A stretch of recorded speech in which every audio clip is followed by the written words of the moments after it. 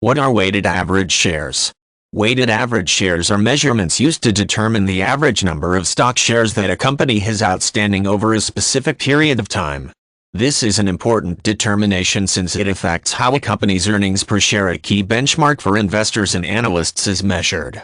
Calculating the weighted average shares is necessary whenever a company either issues new stock or buys back some of its outstanding shares. Making this measurement requires first multiplying the amount of shares outstanding in each time period by the percentage of the total time period those shares were outstanding and then adding all of the totals together. Companies that offer stock to investors rarely keep the same amount of shares outstanding for extremely long periods of time. In some cases, it might want to raise money for operations by selling some shares. By contrast, a company that is flush with extra money might want to buy back some of its own shares.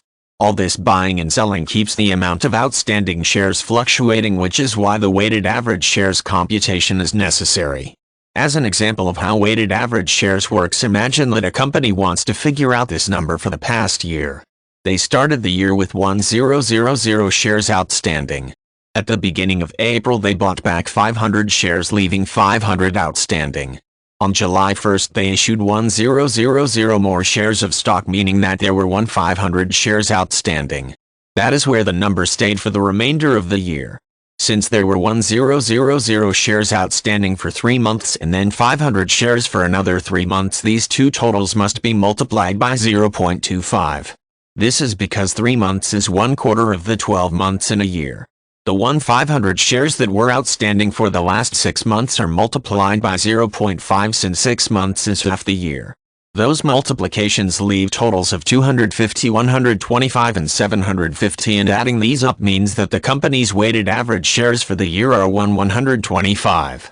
Knowing the weighted average shares makes figuring out the earnings per share for a company much more accurate than it would be if the company simply used one of the shares totals from a certain point of the year.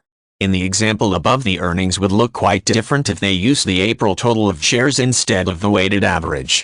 Since earnings per share is a huge indicator of financial strength, accuracy is crucial.